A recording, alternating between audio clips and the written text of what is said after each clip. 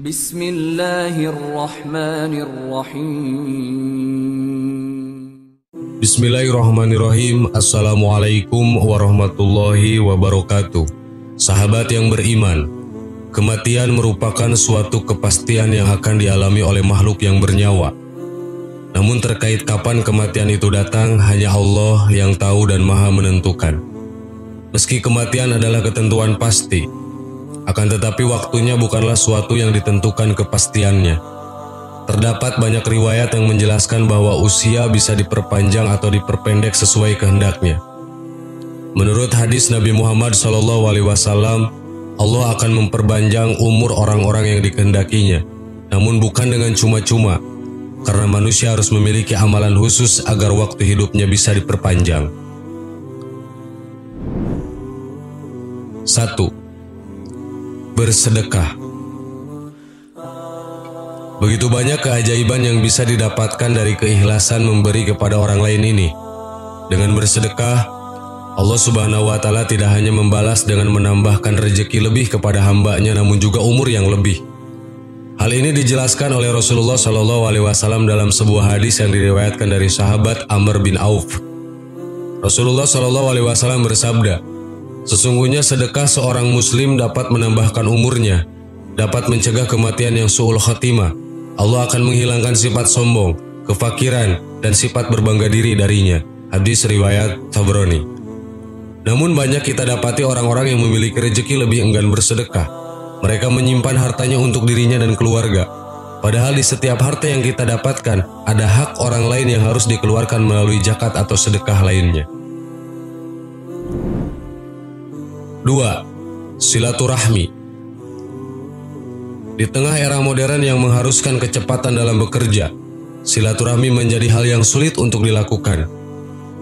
Pagi hari seseorang sudah sibuk mempersiapkan diri untuk bekerja. Siang hari mereka berkutat dengan pekerjaan menumpuk yang dikejar deadline. Malamnya sudah kelelahan dan mempersiapkan hari esok dengan rutinitas yang sama. Jadi kapan silaturahminya? Untungnya ada alat komunikasi yang semakin mendekatkan jarak dan waktu, baik melalui telepon, email, maupun sosial media.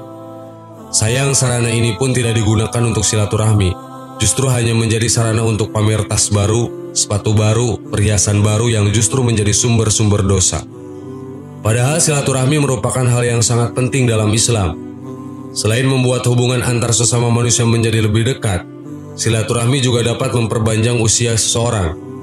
Hal ini seperti yang dijelaskan oleh Rasulullah SAW dalam hadis riwayat Bukhari yang artinya, "Siapa yang ingin rezekinya diperluas dan umurnya panjang, maka hendaknya ia bersilaturahmi." Hadis riwayat Bukhari. 3. Berbakti kepada orang tua. Bakti kepada orang tua juga menjadi salah satu amalan yang dapat memperpanjang usia seseorang. Amalan ini memang terkesan sederhana, namun bagaimana jika kita mencoba melaksanakannya? Meski di dalam hatinya seorang anak begitu menyayangi orang tua, namun tidak dipungkiri bahwa kita sering menyakiti perasaan mereka. Semakin besar usia seorang anak, maka semakin besar pula potensi seorang anak melawan orang yang mendidik dan membesarkannya sejak kecil ini. Terlebih jika anak sudah mampu memenuhi kebutuhannya sendiri, maka dengan sombongnya mereka membentak dan mengambil keputusan yang tidak sesuai dengan keinginan orang tuanya. Hal-hal seperti inilah yang jarang kita ingat sebagai anak. Ketika berhasil memberi mereka uang atau barang dengan hasil keringat kita, maka kita sudah merasa sudah berbakti kepada ayah dan ibu.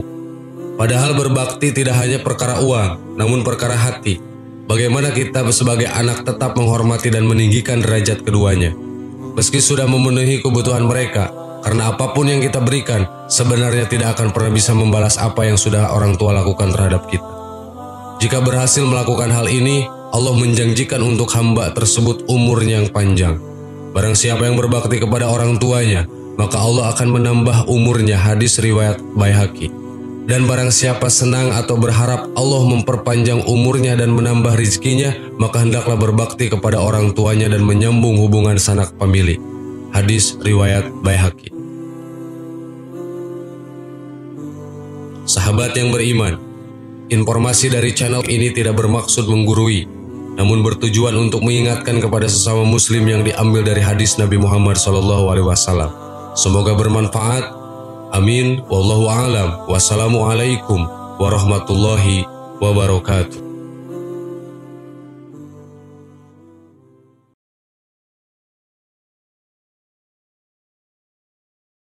Bismillahirrahmanirrahim. Assalamualaikum warahmatullahi wabarakatuh.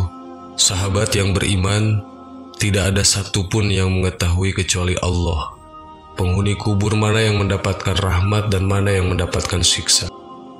Ada seorang yang dikenal alim dan ahli ibadah selama di dunia, namun mendapat siksa kubur karena urusan sepele. Ada juga yang terhindar dari siksa kubur karena membiarkan serangga meminum cairan di ujung penanya. Kebaikan atau kejahatan yang dianggap remeh di dunia bisa menjadi penentu nasib seseorang ketika di alam kubur dan alam akhirat. Semua tergantung ketentuan dan keridhaan Allah Subhanahu wa Ta'ala. Maka barang siapa mengerjakan kebaikan seberat zarah pun, niscaya akan melihat balasannya. Dan barang siapa yang mengerjakan kejahatan seberat zarah pun, niscaya dia akan melihat balasannya. Quran Surat Al-Jaljalah ayat 7-8. Alam kubur menjadi alam penghubung antara alam dunia dan alam akhirat. Mereka yang sudah meninggal dari dunia akan berada di alam ini hingga datangnya hari kiamat, hingga kemudian berpindah ke alam akhirat. Selama di alam kubur ini, manusia juga akan menerima ganjaran atas apa yang mereka perbuat selama di dunia.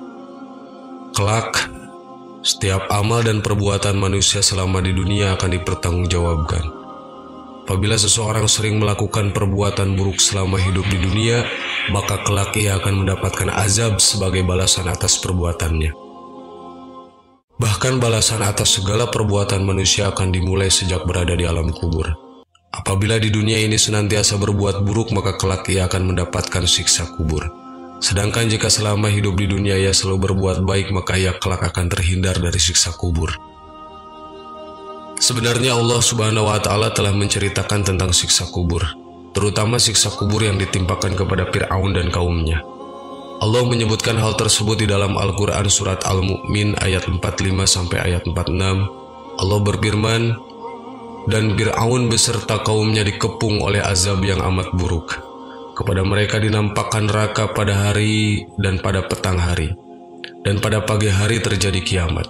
Dikatakan kepada malaikat, masukkanlah Fir'aun dan kaumnya ke dalam azab yang sangat keras."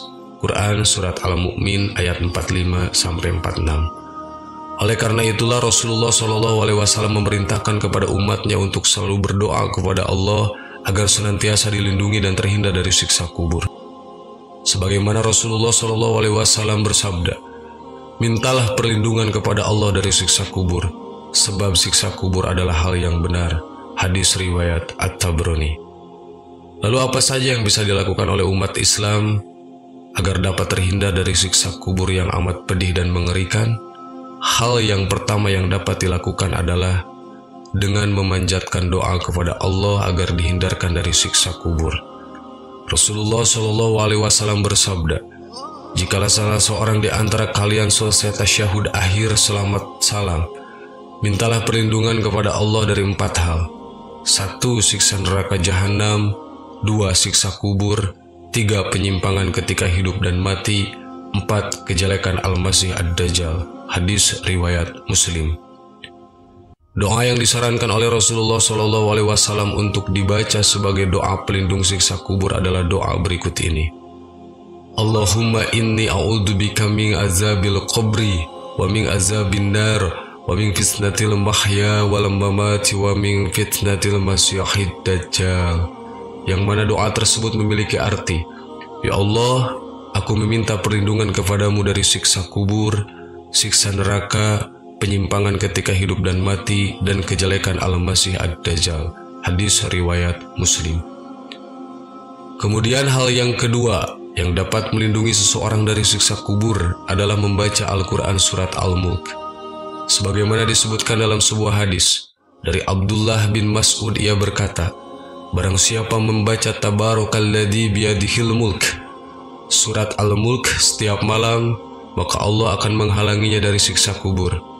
Kami di masa Rasulullah SAW menamakan surat tersebut Al-Ma'aniyah, penghalang dari siksa kubur. Dia adalah salah satu surat di dalam kitabullah Barang siapa yang membaca setiap malam, maka ia telah memperbanyak dan telah berbuat kebaikan. Hadis riwayat An-Nasai. Ketiga, amalan yang dapat dilakukan untuk mencegah siksa kubur adalah rajin bersedekah kepada orang-orang yang membutuhkan. Sesungguhnya sedekah itu akan mengurangi kepanasan, siksa kubur dari yang selalu memberikan sedekah. Dan bahwa sesungguhnya seorang mukmin itu akan dapat bernaung di bawah naungan sedekahnya di hari kiamat. Hadis riwayat At-Tabrani. Selanjutnya, cara keempat adalah dengan berwasiat agar tidak ditangisi secara berlebihan oleh pihak keluarga dan kerabat atas kematiannya. Dalam sebuah hadis disebutkan, seseorang yang mati itu akan disiksa dalam kuburnya karena ia ditangisi sewaktu kematiannya.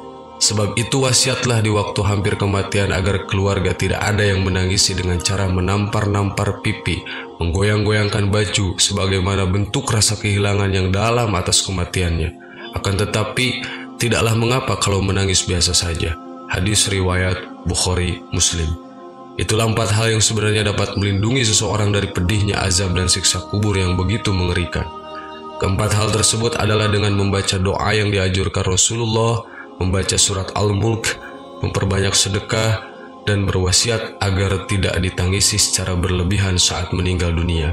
Demikian, semoga sahabat yang beriman dapat terhindar dari siksa kubur. Allahu a'lam. Assalamualaikum warahmatullahi wabarakatuh.